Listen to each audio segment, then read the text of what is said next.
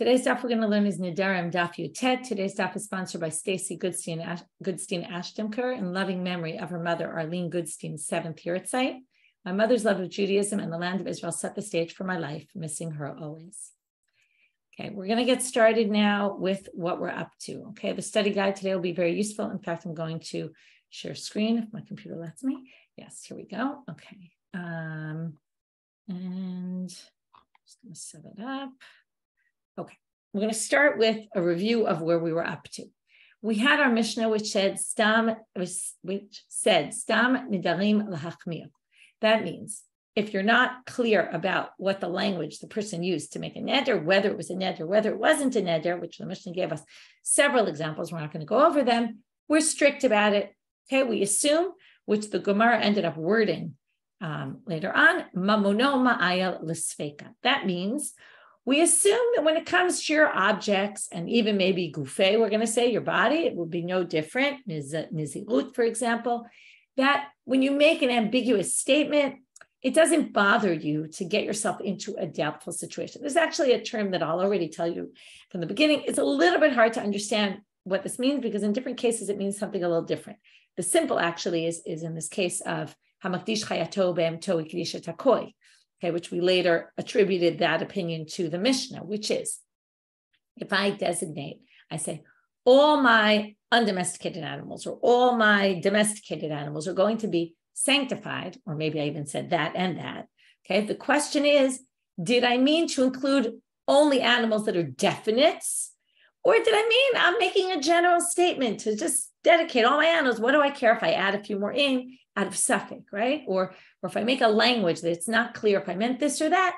And since I made this ambiguous language, I assumed like I knew that it was going to include things that were doubts and right, that maybe it would mean something that would be a problem. And it's not a problem. We assume people mean to do that.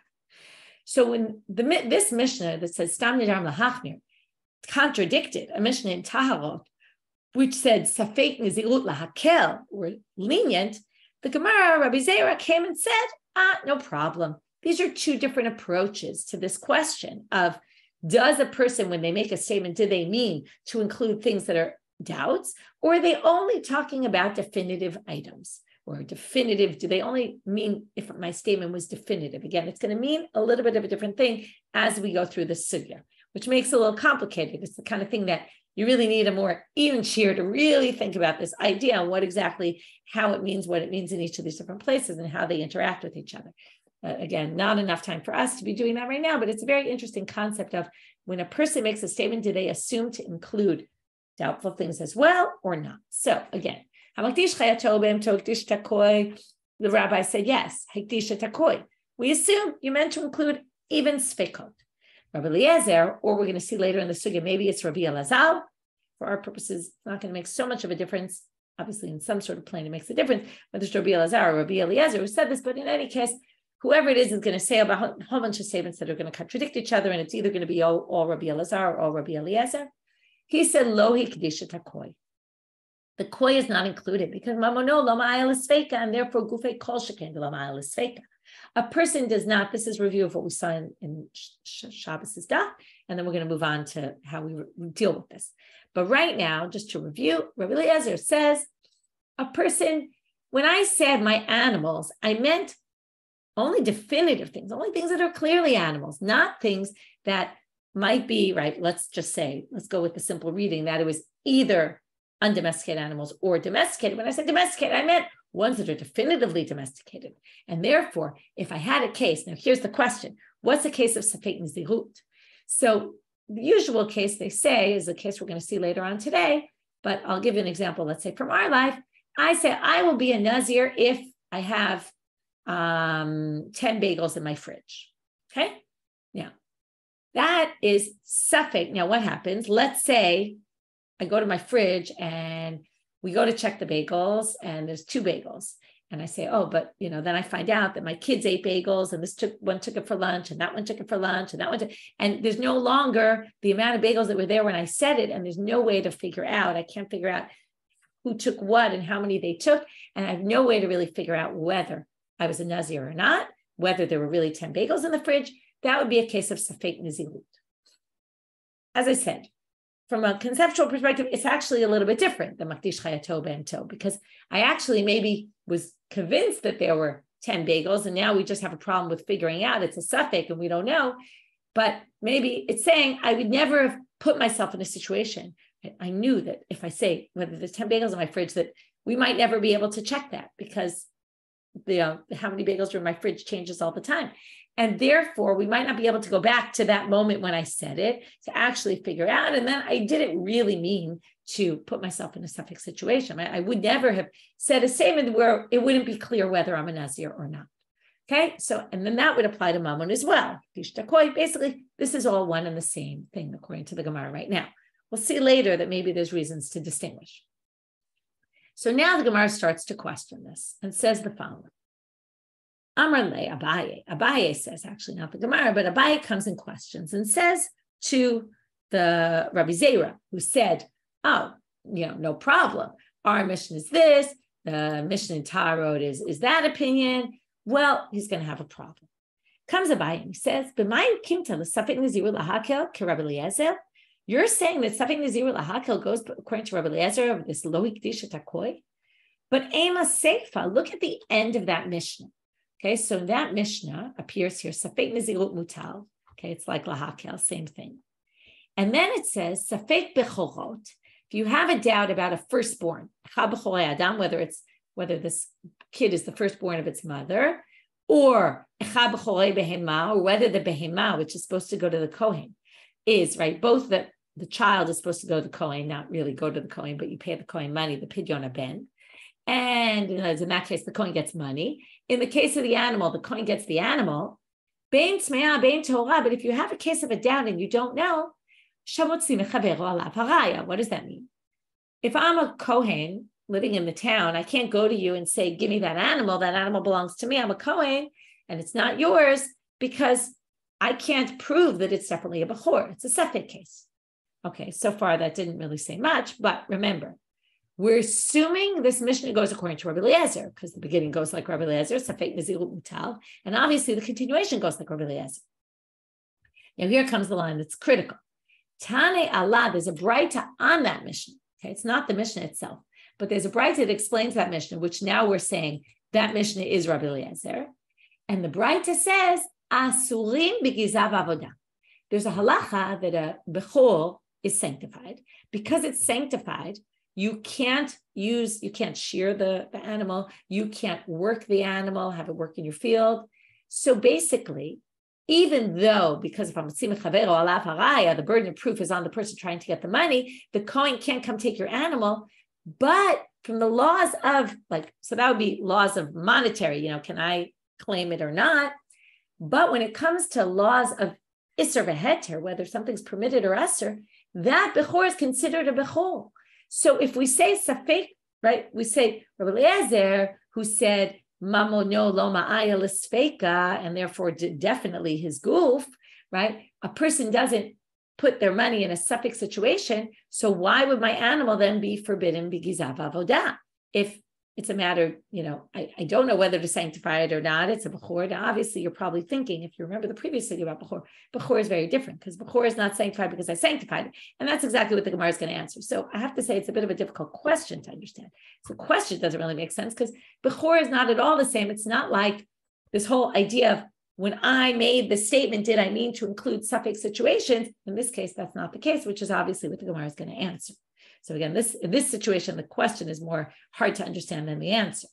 The Gemara answers, Amalei, Rabbi Zera says back to him, Amai kamadami, Kedusha Abba Me'eleh, the Kedusha Abba B'dei Adam. How could you possibly compare a sanctity which comes on its own?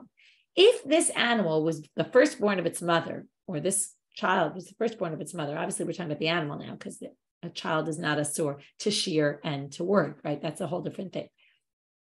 But the animal has isurim on it, even though it's a doubtful situation.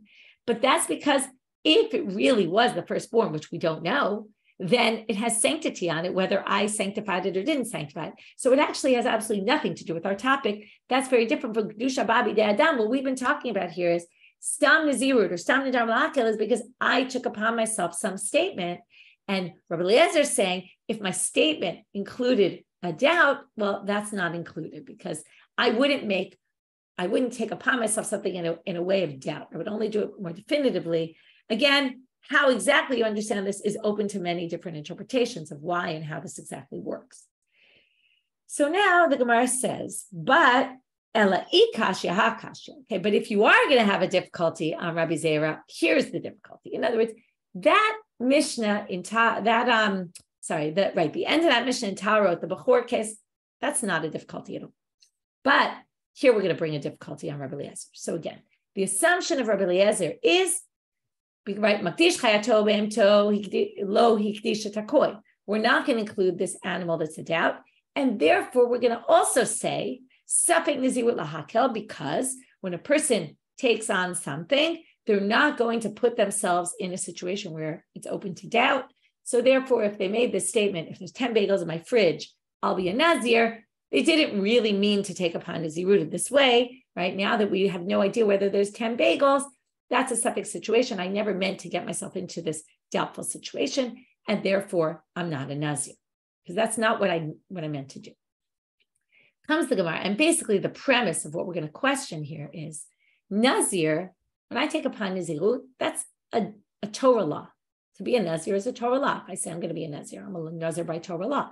So we have a doubtful situation about a Torah law. And comes Rabbi Elazar, and he says, even though generally we say safek deoraita l'chumra, we're going to generally be strict about doubts on a Torah level. In this case, we're going to say safek deoraita l'kula, okay, because of this idea. Now we're going to bring a place, okay, where we're going to see the Rabbi Eliezer, or as he appears as Rabbi Elazar, which is why I said we have to assume he's the same person, and it's either always Rabbi Eliezer or always Rabbi Elazar. We're going to see that we're going to have a machloket Rav and Shmuel about how to understand Rabbi Elazar, but according to Rav's reading, Rabbi Elazar is going to be lenient strict in a rabbinic law. And basically what we're going to come and say, I'm kind of setting this up because there's a lot of stages to get there, and I want you to see where we're going. In the end, they're going to say, when it comes to rabbinic law, Rabbi Elazar is strict about a doubtful situation. And therefore, of course, when it comes to Torah law, he's going to be strict. And therefore, you can't say that something nazir lahakel is Rabbi Eliezer or Rabbi Elazar. Okay, so how do we get there? Well, we're going to talk about what's called tumat mashkin. Okay, we've talked about laws of purity and impurity before. If you're new, this Masechet, or maybe even the last one, we haven't talked about in a while. But what happens is food and other items can make a person, sorry, excuse me for a minute. All right, food and drinks, liquids can become impure, and they can also sometimes pass on impurity, depending on levels and all that. I'm not going to get into all those details. But there's a debate about liquids. Okay, foods for sure are tamei, excuse me, and can pass on impurity. But there's a debate about liquids, and this is what we're going to see right now. So safek mashkin li tamei, litamei achirim tahor, divrei Rabbi Meir. If you have a doubt about whether a liquid came in contact with something impure, let's say, person put his hand right next to a liquid, and we don't know and the person was, let's say, tamei, and we don't know if the person touched the liquid or didn't touch the liquid. Well, there's two elements of teruma always. It's, did it become impure? And can it pass on impurity to something else? So if it's a question, did it become impure? We rule stringently. Yes. We're going to assume, if there's a question, we're going to assume it became tamei when it comes to a liquid. But it's in order to make something else tamei, litamei achirim, we're going to rule that it's tahor. We're not sure if I touched it or not. Then we're going to say it itself is tamei, but it can't pass on impurity. That's what Rabbi Meir said. What does this have to do with us? Well, then it says, B'chein haya Rabbi Elazar omer kidvarav. And Rabbi Elazar agreed with him. To which the Gemara questions. Umi, I told you, we're going to have to wait a few stages till we get to our main point here. Umi sfira leila Rabbi Elazar tamei tamei. Does he really hold what we just said he holds? That the first part, that safek litame is tamei. Okay, if we have a doubt about whether I touch, let's say I'm tamei, whether I touch this liquid or not, we're going to rule it's tamei. How could that be? Vahatanya, in a different source, the Brighthead says, Rabbi Eliezer Omer, it's actually, I think this is a Tosefta, no, this is a Gemara, Brighthead. Rabbi Elazar Omer, Ein tum'ah l'mashkin kol ikal. There is no tum'at mashkin on a Torah level. If there's no tum'at mashkin on a Torah level, then again, we're going to say it's very strange that he's going to say safek mashkin l'tameh is tameh. How do we know this? Teda shaharei he'id Yossi ben Eliezer. What's my proof that there's no tum'ah by Torah law in liquids? Because Yossi ben Eliezer Istreda testified about two laws. The first one's not relevant for our purposes.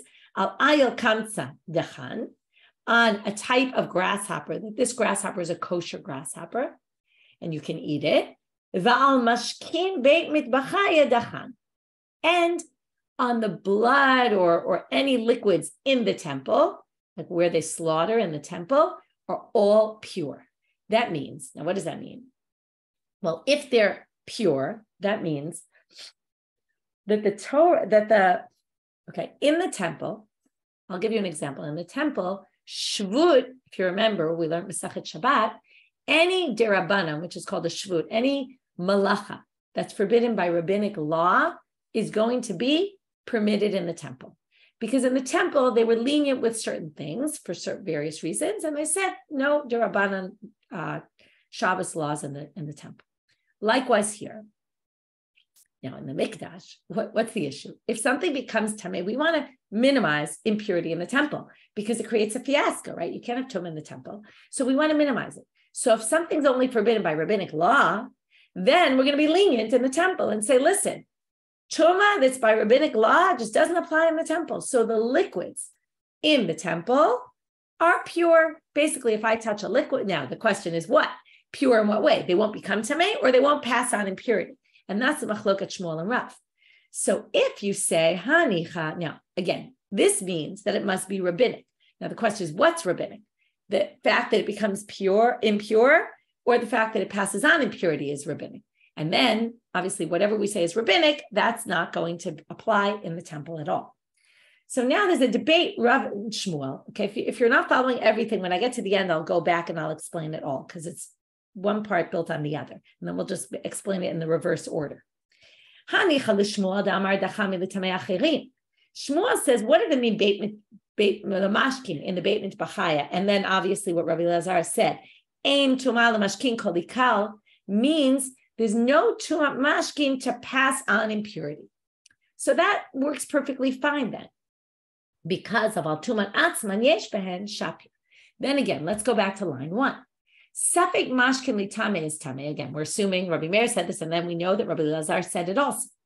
If you have a doubt about mashkin, to say, are they impure or not, that we're going to say it's impure, because again, according to Shmuel, what did he say? The beit mitbachaya are only referring to their ability to mitame other things. So if I'm in the temple and I'm tameh and I touch a liquid, I will make that impure.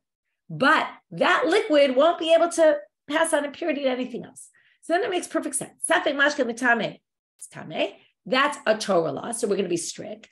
The Rabbanan law of l'tameh acherim, we're going to be lenient about its tahor, and that was all proven from this statement that Rabbi Elazar said. There is no tumah l'mashkin kol ikar, which is a strange thing to say. Kol ikar means not at all, but what they mean is, according to Shmuel, not at all in terms of passing on impurity. And that's what Yossi ben Eliezer Istreda testified about, that the liquids in the temple don't pass on impurity because it's only rabbinic, and therefore they just got rid of the rabbinic decree entirely, and that makes perfect sense. And then that's fine. But Ella l'Rav, but to Rav, who said, just finding it inside, Da'amal dechan mamash, that it means even, right, mashkin in the temple don't even become impure. I touch a liquid in the temple, it doesn't become impure, because that whole law is only rabbinic, according to Rav. Okay? So ma'i kalameimar. So if that's the case, if we say, okay, now we get to, this is the end, basically. If we say that all mashkin, we understand ein tumah l'mashkin kol ikar, literally, there is no tumah mashkin by Torah law. And that's why Yossi ben Eliezer Istreda said that in the temple, there is no tumah of liquids at all. I touched a liquid, I'm tameh, it's not tameh even. Then how do we understand this line that Rabbi Elazar said, safek mashkin li tameh is tameh? If we say that, we basically say that he's machmir on a rabbinic law. And then we get stuck with our explanation of Rabbi Zera. Because what did Rabbi Zera say? Go back to the beginning. Rabbi Zera said that Safek Nazirut Lahakel is Rabbi Eliezer or Rabbi Elazar. Okay, again, you have to assume it's all the same person according to the sugya. Otherwise, it makes no sense. And if that's Rabbi Elazar, that he's stringent in rabbinic law by mashkin, and he's lenient in Torah law of nazirut, that makes absolutely no sense.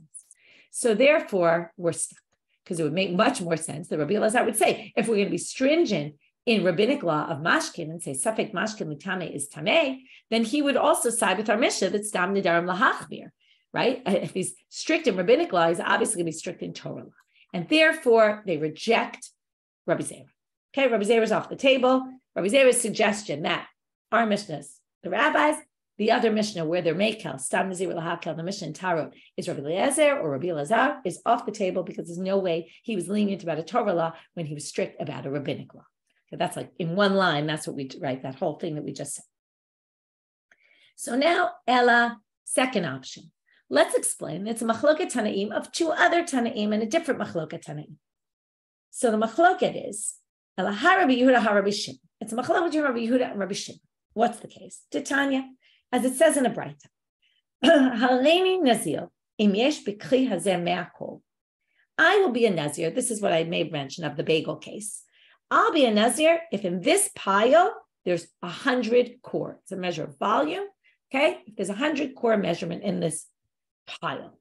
I was thinking of like the jelly beans, right? When you have jelly beans in a jar and you have to guess how many jelly beans, and you basically say, I'll be a nazir if there's 150 jelly beans in this jar, right? It's like one of those games you play when you're a kid, try to estimate how many jelly beans.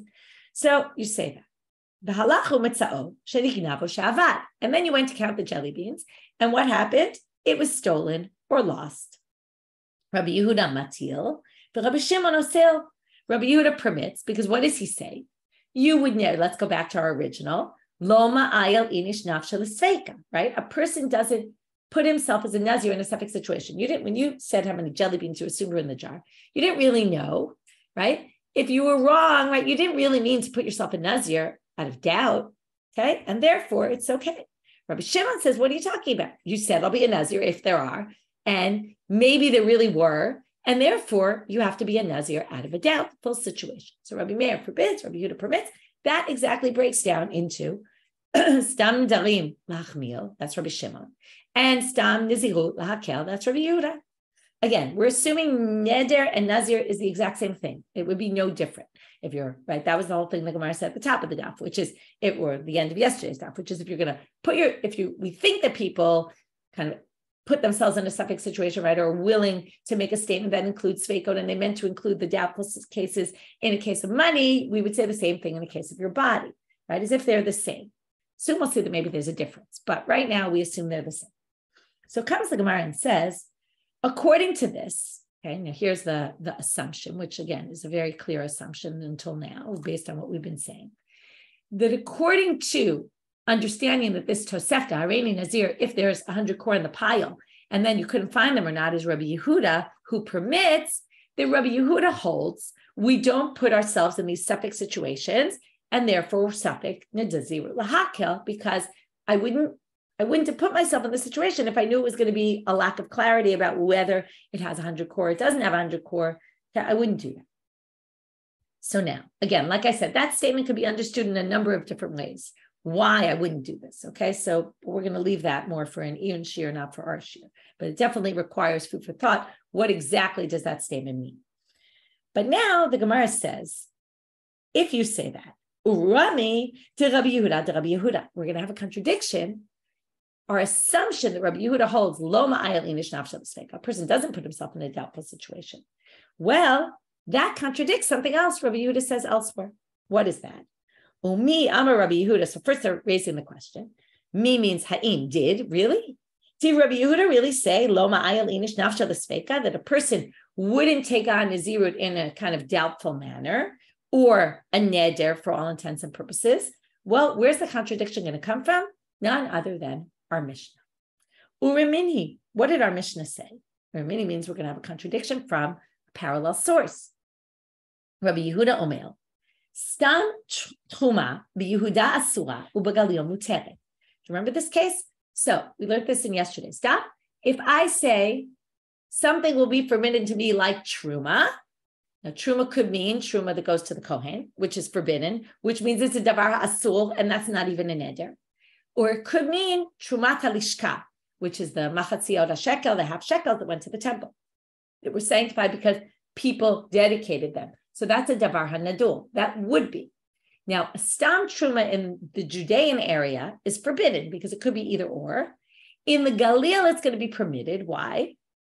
She'ein anshei Galil mikirin trumat halishka.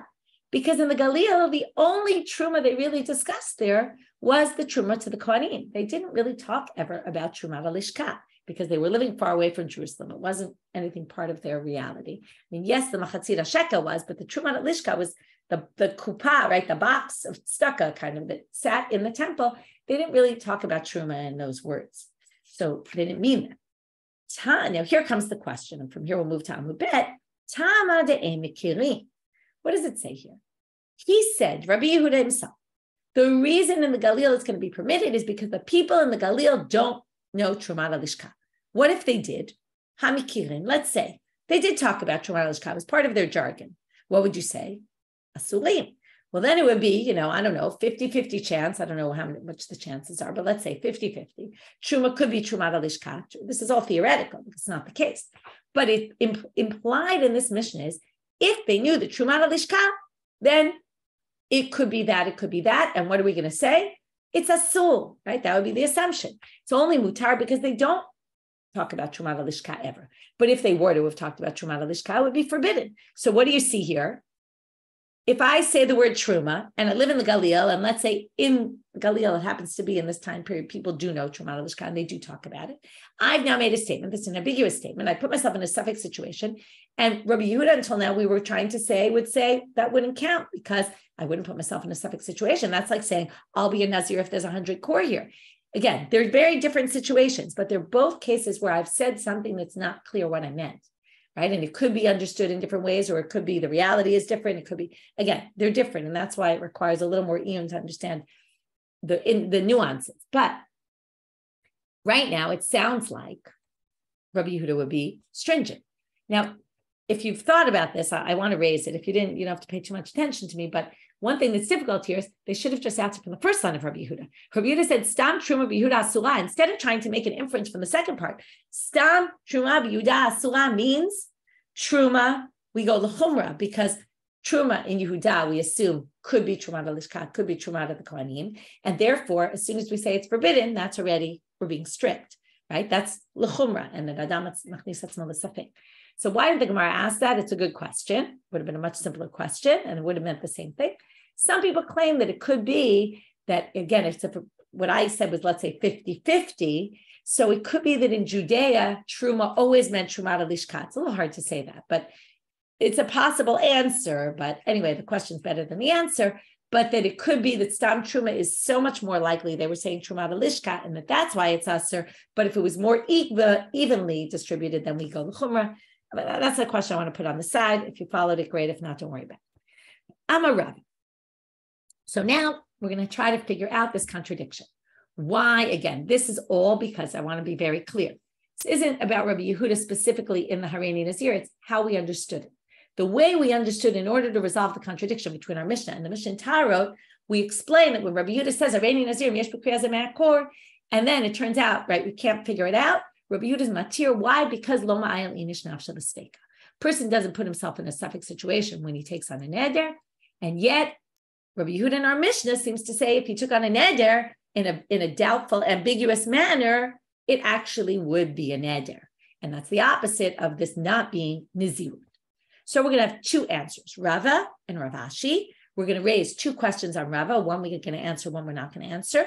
Then we're going to raise a question on Rav Ashi and resolve it. So let's go with our questions. It's going to go Rava, questions on Rava, then Rav Ashi's answer. So the Gemara says, Amar Rava, Gabe Kli Hasaval, we're now going to distinguish between the Nazir case with the pile and the Stam Truma case. By Nazir, it's a unique situation. Why? It's very fascinating, this line. Kol shespeko chamor mivadai, Lo ma'ayil inish nafsha l'sveika. It depends what kind of a safek. If it's a regular safek, if I say this will be forbidden to me like teruma, right, and we don't know whether I really meant a vow or I didn't mean a vow. So if I really meant the vow, it'll be teruma, and the object will be forbidden to me. It'll be like, right, it'll be like teruma lishka, like a davar nador. The object will be forbidden to me. If we're not sure about it and we're strict, the object will be forbidden to me. It makes no difference whether the object's forbidden to me because I was definitive about it and it was clear I said teruma lishka, let's say, or if I just said teruma and we're going to be strict and assume I meant teruma lishka. The law is the same. Nazir is not, because nazir, let me stop the share screen for a minute. Nazir, basically, what's the situation? I say, I'm going to be a nazir if there's 100 core in this pile, right? If there's 150 jelly beans in the jar. And then we say, listen, it got lost, we don't know. So we're going to make you be a nazir out of, right, strict, right? We're going to be strict with you and say out of safek, you're going to be a nazir. Now, when I said that statement, the whole question is, did I mean to accept upon myself nazirut or not? Right? Let's say I knew that maybe, right, think about it. If I say if there's 150 jelly beans in this jar, I know that it could be somebody will spill the jelly beans and, some of them might eat them, and we might not ever have a way of finding out. So the question is, did I ever really mean to put myself in a situation where maybe I'd be a safek nazir? And therefore, did my statement include this or not? Well, they say there's no way I would ever want to put myself in a safek of situation of nazir. Why? Because if the safek is chamor from the vadai, in this case, if I'm a nazir misafek, it's going to be much stricter, the law, than if I was a nazir mivadai. Okay? Why is this? Sometimes, right, it's like we say in life, sometimes you'd rather just know, like you're waiting for a job offer and then, you just want to know so you can move on. Like I'd rather know than be stuck here in this in-between situation. Sometimes safek is worse. So how is safek worse here? And then if the safek is worse, I never would want to put myself in that situation. So let's go through a nazir vadai. What happens to a nazir vadai? If I take upon, we always say, repeat this over and over. Someone actually recently told me that she always remembers from nazirut one thing, if you don't remember everything from daf yomi, one thing she remembers, stam nazirut shloshim yom, okay? And that's not only from nazir, it's from Nedarim. So every nazir takes upon nazirut. If they don't specify, you could say, I'm going to be a nazir for 2 years, I'm going to be a nazir for 10 years. You could specify anything you want. But if you say, I'm a nazir without saying anything, you're a nazir for 30 days. Okay, even if you're a nazir for 2 years, doesn't matter. What happens when you're done with whatever time period it is? You finish, you shave your hair, you bring 3 korbanot, right? Until then, you can't shave it, right? You can't cut your hair, you can't drink wine, you can't eat grapes, you can't be impure to a dead person. And then you're done, you shave, you bring these 3 sacrifices, and that permits you to cut your hair and, what you already did as part of the process, and to eat and all those things. But, so gabein nazir vadai, migalech, maybe korban, right? You shave, you bring a korban, and ne'echal, and you eat the korban. And then you're permitted to do whatever you want. Al sfeiko lo matzeh migalech, but you can't do that if it's a doubt. Why can't you do it? Because you can't bring korbanot. The korbanot permit you. You can't bring sacrifices if you're not commanded to bring sacrifices. That's called bringing chulin lazara. Another concept that maybe right after going over it so many times, you'll remember this.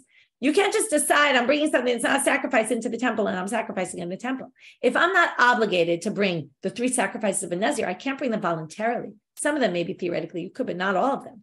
So, right, there's certain sacrifices can be brought voluntarily. We already talked about this, and some that can't. So therefore, you can't bring them to the temple, and then you can never get out of your nazirut. So basically, therefore, nobody would ever put themselves in a safek situation when it comes to nazirut, whereas by neder, it doesn't make a difference. So here come our 2 questions against this. Amar le Rav Huna, Rabbi Yehuda le Rav. Number 1, what about a case of Mahareini Nazir Olam? What if you take a nazirut forever, which you could? If you say I'm going to be a nazir forever, well, then you never get out of it. So that would be an example where maybe if you said it like this, we would be machmir by neder. In other words, by nazirut, there is a case where the safek and the vadai are the same. To which he answers him back. Rava answers, no, Amar le. Nazir olam nami sfeiko chamor mivadai. And this is a really interesting halacha. Te'ilu vadai, okay, still in nazir olam, the safek is worse. Because if it's a vadai, let's say your hair is getting unbelievably long and you can't handle it.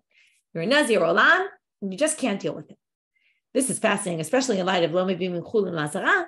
There's a way out. Mekel b'tar, maybe shalosh behemot.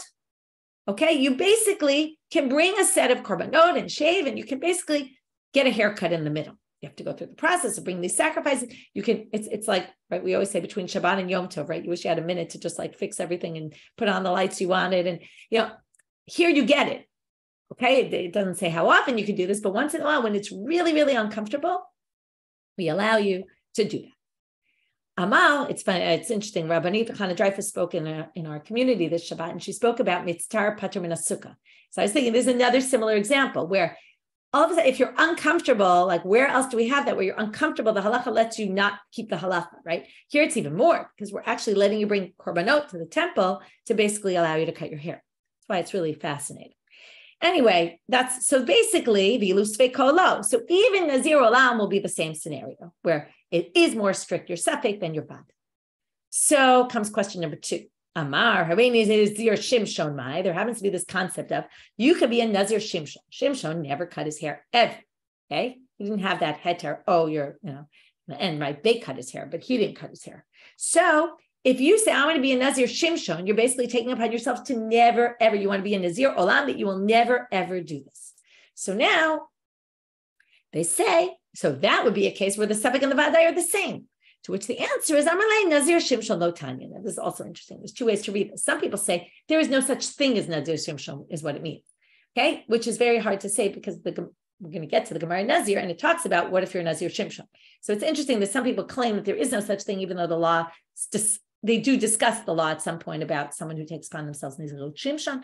Some people just say Lo Tanya means literally what it usually means is not mentioned in this Braita. Okay, this source that we're trying to explain about the Nazirut and Yesh B'Kriya Zeh and the Tosefta there, that wasn't talking about Nazirut Shimshon. That was talking about regular Nazirut. Okay, it wasn't talking about, which makes a lot more sense. But the answer actually works a little better according to the first explanation, because Amarle, Rava, Tanya Nazir Shimshon.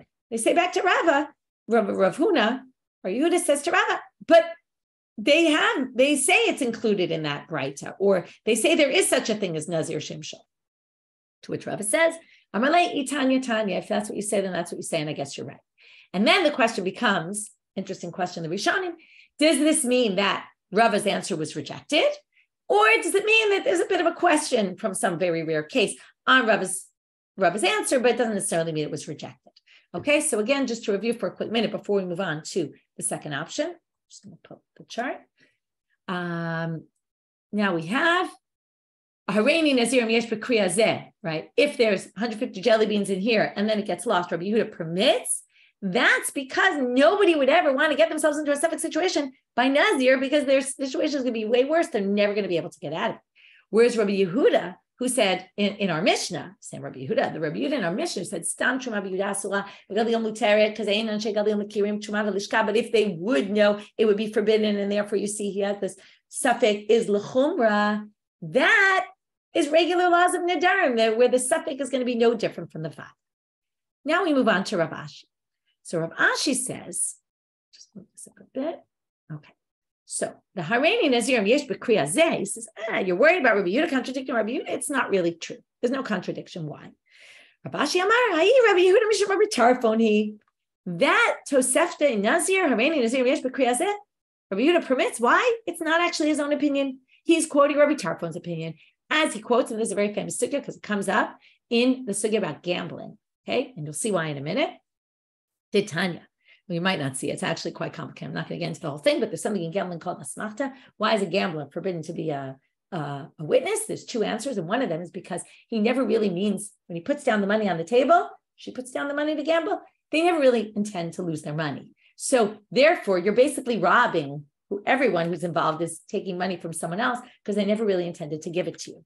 Okay, now, all has to do with intention. So comes Gemara and says, Tanya quotes a Tosefta, which says, Rabbi Yehuda Mishum Rabbi Tarfon Omel, Ein echad mehem nazir, lefi shelo nitna nazirut ela l'hafla. Now, this is a unique halacha by nazirut. Okay, again, maybe it's similar to this asmachta. I'm not going to get into that, but lo nitna nazirut ela l'hafla. By nazirut, it says ki afli lindor neder nazir. Ki afli means you'll express. When you express to be a nazir, according to Rabbi Tarfon, and Rabbi Yehuda quotes in there Rabbi Tarfon elsewhere, and therefore we're going to assume Rabbi Yehuda here is quoting Rabbi Tarfon. When you take upon nazirut, it has to be a definitive statement. I want to be a nazir clearly. Now, This statement, Ein echad mehem nazir, is the case. I don't actually remember exactly how it works, but I didn't look it up. But it's basically someone's passing by on the street, and I say that person's a nazir, and you say that person's not a nazir, and we basically kind of take a bet. And I forget, that's what the part I remember. I don't remember how the bet works, but basically, I say, if he's a nazir, I'll be a nazir, or I won't be a nazir, and the other one says, if he's a nazir, I'll be a nazir. And there's this taking upon nazirut in a form of a bet where we don't know which one's going to be a nazir. And I don't know when I say it for sure that it's the case. So there's no such thing as nazirut unless you take it on definitively. That's unique from neder. That's something else.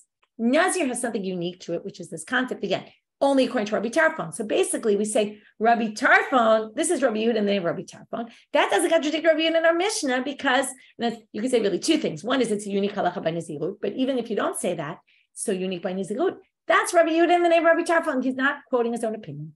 The other source, that's Rabbi Yehuda himself, our Mishnah, to which the Gemara has one question, which they quickly resolve. Well, if I say if there's 150 jelly beans, I'll be a nazir. According to Rabbi Tarfon, that's not going to work no matter what. If we count and there are 150 jelly beans, I'm still not a nazir because it doesn't matter if they got lost or stolen. I'm not a nazir because it wasn't a definitive taking upon. It was more like a bet kind of thing. So they say, well, the reason Nignavu Avad is there is not because of Rabbi Yehuda, it's because of Rabbi Shimon, who disagrees with Rabbi Yehuda, who says, right, Rabbi Shimon.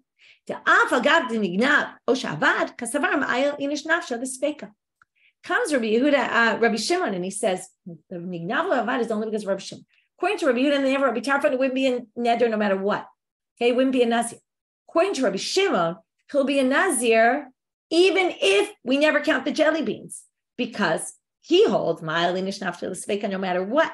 He has the extreme opinion the other way. We always put ourselves, and he'll be a nazir no matter what. Okay, so again, we saw this contradiction. Okay, just to quickly review before we finish up the sugya. Sorry, my share screen is so slow. Okay, we're now gonna. Okay, so we started with stam nedarim lahachmir versus safek nazir lahakil. We suggested Rabban and Rabbi Elazar, right? Based on the koi case, do you put yourself in a safek situation? We rejected it because Rabbi Yehuda can't possibly be makil here based on what he says about the mashkin, which is a Rabbanan issue where he's strict. Then we said it's Rabbi Shimon, Rabbi Yehuda. And then we said, could really Rabbi Yehuda be saying people don't put themselves in a safek situation? What about Rabbi Yehuda in our Mishnah? To which we said, this is Rabbi Yehuda in the name of Rabbi Tarfon, or Rava, who tried to explain it as nazir is unique because the safek is more strict than the vadai, and therefore only there and not in a regular neder case. Okay, that's what we did so far. Now we're just going to finish up. The Mishnah had said, Rabbi Yehuda Omer Stam Truma B'Yehuda. If you remember, there were two lines. One was about Stam Truma and Yehuda versus the Galilee, and the other was Stam Cherem Yehuda versus Galilee. At first glance, it looked like it was the same thing, but at second glance, it really looked like they were contradicting, and that's what we're going to say today. Ha-mikirin asurin, we already did this. He said, if you live in the Galilee, since they don't know the Truma Lishka, we're going to be lenient with them. But had they known the Truma Lishka and they used it, and it could be Truma Lishka or Truma Kohanim, they're going to be asurin, we're going to be strict with them. Here you see Rabbi Yehuda holds feka l'chumra. But the next line, which seemed like it was a continuation of Rabbi Yehuda,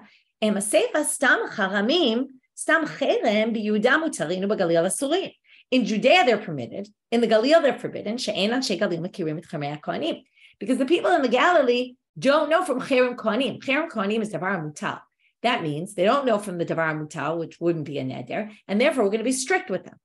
Now, hamikirin, what if they did know? And then again, 50-50 chance, we don't know which cherem they're talking about, davar and ador, davar asur. What would you say? Should be asul, right? Stam asul. Well, mutarim, it actually, the assumption is it's only forbidden because they don't know. But if they knew and it was 50-50, it would actually be permitted. Amas feka l'kula. So the statement of Rabbi Yehuda seems to say safek l'chumra, just like the whole Mishnah said. This last line seems to be saying safek l'kula. Okay, again, it's the same thing as before. You could have simply said it from stam charamim b'Yehuda mutarim, right? But again, maybe you'd say there that's only cherem of Hashem, and therefore it's asur. So again, it's not as clear as this inference, which is more clear. To which Rabbi Sefer Rabbi Elazar Rabbi Tzaduki. He basically says this line here is someone else's opinion entirely, even though the Mishnah neglected to tell us that. How do we know? Because we have a Braita that proves it. Braita says exactly that. Detanya Rabbi Yehuda Omel, Stam Truma B'Yehuda Asura. It's actually also the Tosefta. We saw a lot of Toseftas today. Tosefta was a separate parallel book to the Mishnah. Rabbi Yehuda says, Stam Truma B'Yehuda Asura. Rabbi Elazar, Rabbi Tzadok Omer, Stam Charamim B'Galil Asurim. He says, Stam Charam in the Galil is Asur, which is exactly our Mishnah, that line in the Mishnah. And therefore, again, Stam in the Galil would be Asur, other places would be Mutar, or if the Galil was different, it would have been Mutar. Basically, Rabbi Elazar, Rabbi Tzadok holds against our Mishnah entirely, right, other than that one line, but Stam Nedarim is actually Lahakel. So we saw all sorts of different opinions here, even though we started off with this clear statement, Stam Nedarim Lahachmir. Throughout, we saw all different approaches. Maybe in certain situations we're Machmir, maybe across the board, right? Or maybe we're Mekel in certain situations, right? Here, Rabbi Elazar, Rabbi Tzadok says we're going to be Mekel across the board in Nedarim. We saw maybe in Nazir we're going to be Mekel because the suffix is worse than the Vadai, or maybe because Loni Nazirut Ela Hafla'a, or right, there's all sorts of reasons why we might be more Mekel in Nazirut, or right, is it just across the board we're Mekel, which is Rabbi Elazar, Rabbi Tzadok. So what we saw today were a bunch of different approaches in the Tanaim about how we view Stam Nedarim Lahachmir or Stam Nazirut Lahakel, how we reconcile the differences, but through that we saw different approaches among the Tanaim about this topic. Have a great day, everyone. Shavua Tov.